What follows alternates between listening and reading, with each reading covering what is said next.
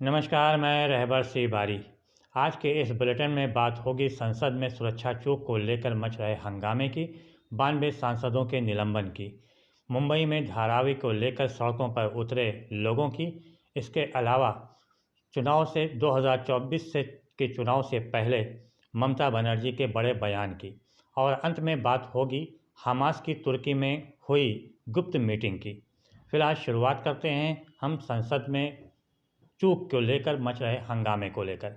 मालूम हो कि बीते दिनों ही दो युवक जो कि दर्शक दीर्घा में मौजूद थे, वहां से कूदकर वो सांसदों के बीच में आ गए थे और उन्होंने वहां पर जमकर हंगामा किया था।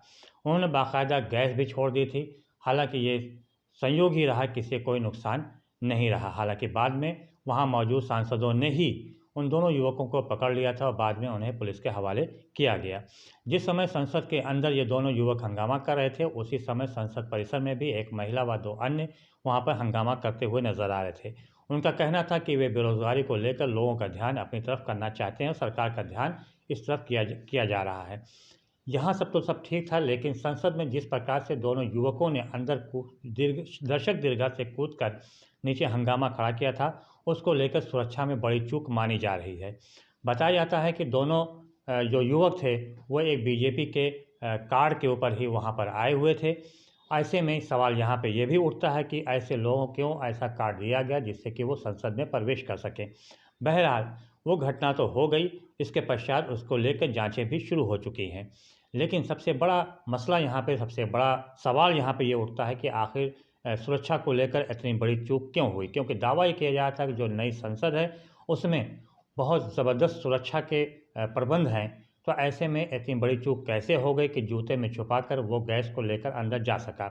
इसी को लेकर वहाँ चाहे दोनों सदनों में हंगामा मचा हुआ है, और चाहे वो राज्यसभा हो चाहे वो संसद हो, दोनों के अंदर सांसदों ने हंगामा कर रखा है। और इसका नतीजा है कि अब तक कुल मिला के 92 सांसदों का निलंबन किया जा चुका है। शायद भारत के इतिहास में ऐसा पहली बार हुआ होगा जब इतनी बड़ी संख्या में सांसदों का निलंबन किया गया। बहरहाल यहाँ पे सवाल सांसद कर रहे हैं कि आखिर इतनी बड़ी चूक हुई कैसे, और ये भी कहा जा रहा है कि इसके ऊपर कायदे से चर्चा होनी चाहिए। ये भी मांग की जा रही है विपक्षी दलों के द्वारा कि गृह मंत्री अमित शाह को आकर यहाँ पर बयान देना चाहिए और उनको ये सफाई देनी चाहिए कि आखिर क्यों ऐसा हुआ, किस तरह से चूक हुई और कैसे दोनों वहाँ पर प्रवेश कर गए।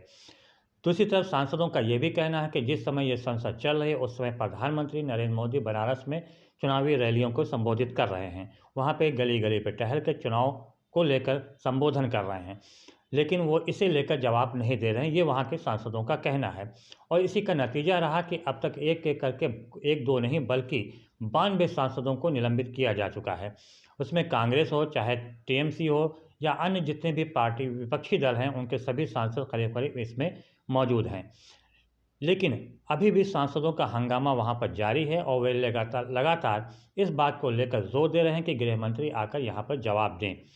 यहाँ पर राहुल गांधी ने भी एक दिन पहले कहा कि जिस प्रकार से अमित शाह टीवी चैनलों पर आकर डिबेट दे रहे हैं, उसी प्रकार से यहाँ पर आकर उनको जवाब देने में क्या हर्ज है। आके उन्हें बताना चाहिए कि आखिर क्यों संसद की सुरक्षा में इस तरह की चूक हुई, क्यों हुई और कैसे हुई। ये सवाल लगातार किया जा रहा है। सवाल ये आता है कि शीतकालीन जो सत्र चल रहा है उसमें अभी आगे और कितने सांसदों को निलंबित किया जा सकेगा, ये तो आने वाला कल ही बताएगा। फिलहाल इसे लेकर काफ़ी हंगामा है, और हंगामा तो इस वक्त मुंबई में भी है। वहाँ पे हंगामा इस वजह से है क्योंकि धारावी जो कि काफ़ी क्षेत्रफल में फैला हुआ है, जहाँ ऐसी धारावी यहाँ पे जिन लोगों को मुंबई में एक एक इंच ज़मीन के लिए परेशान होना पड़ता है, उनको वहाँ पे देखना पड़ता है। धारावी ऐसे लोगों को अपने यहाँ स्थान देता है। जाहिर सी बात है, एयरपोर्ट के बगल में स्थित धारावी, जहाँ की जनसंख्या लगभग 5 लाख से अधिक है, उस धारावी के बारे में कहा जा रहा है कि उस पूरे धारावी क्षेत्रफल को अडानी ग्रुप को दिया जा रहा है। बहरहाल अभी यह स्पष्ट नहीं है कि आखिर इसमें होना क्या है, लेकिन जिस प्रकार से हंगामा वहाँ पे खड़ा हो गया है कि अडानी ग्रुप को यदि धारावी दे दिया जाता है तो वहाँ पे 5 लाख लोग बेघर हो जाएंगे और वो कहाँ जाएंगे। इसको लेकर बड़ी रैली भी निकाली गई, जिसमें कांग्रेस पार्टी हो चाहे वो शिवसेना उद्धव गुट हो या अन्य पार्टियां हों। शिवसेना उद्धव गुट के उद्धव ठाकरे का कहना है, उनका दावा है कि इस रैली में 18 दलों के नेताओं ने भागीदारी किया, उनके कार्यकर्ताओं ने भागीदारी किया। इसके अलावा धारावी के लोगों ने भी इस रैली में भागीदारी किया। हालांकि 5 राज्यों में जो विधानसभा चुनाव हुआ था और इसमें 3 राज्यों में कांग्रेस को करारी हार का सामना करना पड़ा था, उसमें उस समय भी ये कहा जा रहा था कि अडानी को लेकर राहुल गांधी काफ़ी एग्रेसिव थे, लेकिन अडानी का कार्ड वहाँ पे चला नहीं। ऐसे में यह माना जा रहा था कि शायद विपक्षी दल अब अडानी का मसला छोड़ देंगे और वो दूसरे किसी मुद्दे को लेकर आगे बढ़ेंगे, लेकिन ऐसा हुआ नहीं। जिस प्रकार से अडानी ग्रुप को लेकर एक बार फिर से सड़कों पर लोग उतर पड़े, उसको लेकर अंदाज़ा लगाया सकता है कि 2024 में भी यह मुद्दा छाया रहेगा। लेकिन यहाँ पे सवाल एक और भी उठता है कि जहाँ पे अखबारों के सुर्खियों से धारावी पूरी तरह से गायब है, न्यूज़ चैनलों से भी पूरी तरह से गायब है, ऐसे में इतनी बड़ी संख्या में लोग सड़क पर उतरे तो उतरे कैसे? तो जाहिर सी बात है कि धारावी के लोगों में कहीं ना कहीं डर है कि अगर अडानी ग्रुप के हाथ में धारावी चला गया तो वे सब बेघर हो जाएंगे और आखिर फिर वे जाएं कहाँ। इसी को लेकर उन्होंने आवाज़ बुलंद करना शुरू कर दिया है।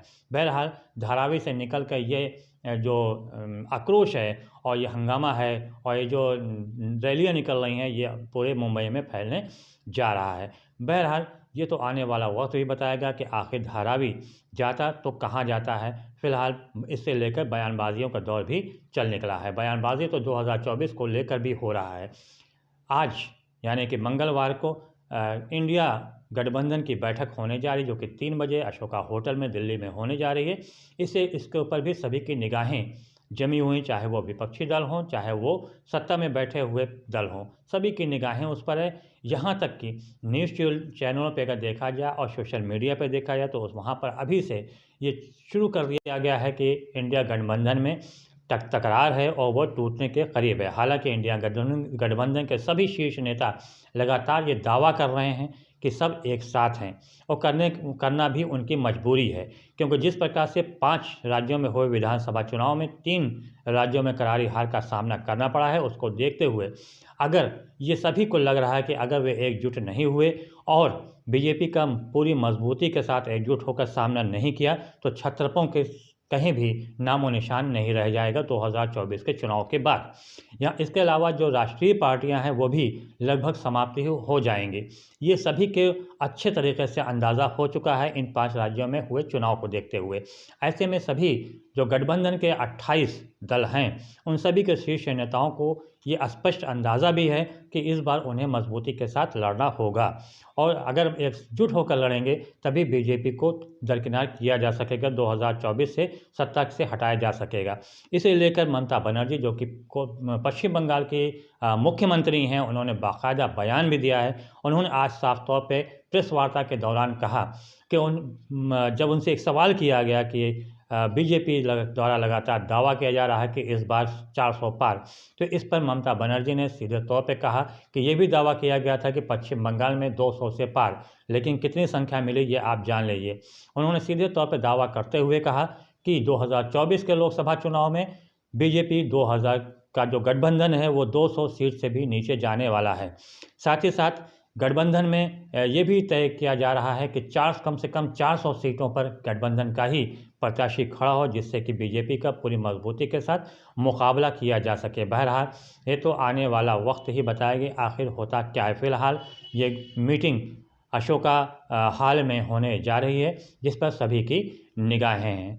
एक मीटिंग तो तुर्की में भी हुई जहाँ पे हमास के बड़े बड़े नेताओं ने एक साथ मिलकर किया, ये गुप्त मीटिंग थी। इस मीटिंग को लेकर सबसे ज़्यादा यदि कोई चिंता में है तो वो है इजराइल। जाहिर सी बात है कि प्रधानमंत्री नेतन्याहू काफ़ी चिंतित हैं कि आखिर तुर्की जैसे देश में हमास की इतनी बड़ी मीटिंग हुई तो कैसे हुई। दरअसल तुर्की जो है हमास के नेताओं के लिए काफ़ी सुरक्षित माना जाता है। ऐसे में हमास के बड़े शीर्ष जो नेता हैं वो सारे नेताओं की गुप्त मीटिंग हुई। अब इस गुप्त मीटिंग में क्या फैसला लिया गया, क्या निर्णय लिया गया, इसका अभी कोई भी सामने नहीं आया है, ना कोई निष्कर्ष निकलकर सामने आया। हालांकि हमास के नेताओं ने ये ज़रूर दावा किया है कि वे शीघ्र ही इजराइल की सेना को निकालकर बाहर कर देंगे गाज़ा से, लेकिन अब ये किस प्रकार से बाहर करते हैं लेकिन ये अभी स्पष्ट नहीं हो सका है।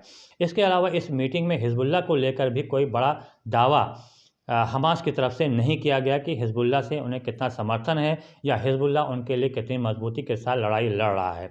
बहरहाल इस मीटिंग को लेकर सबसे ज़्यादा जो चिंता में आए हैं वो हैं इज़राइल के प्रधानमंत्री बेंजामिन नेतन्याहू, क्योंकि अमेरिका ने भी इज़राइल से अपना दामन छुड़ाने का प्रयास शुरू कर दिया है। उसकी वजह भी सबसे बड़ी यह है कि ज़्यादातर जो देश हैं वो सब इज़राइल के विरोध में हैं, इज़राइल के ख़िलाफ़ हैं और युद्ध को समाप्त करने की बार बार मांग की जा रही है, दबाव डाला जा रहा है।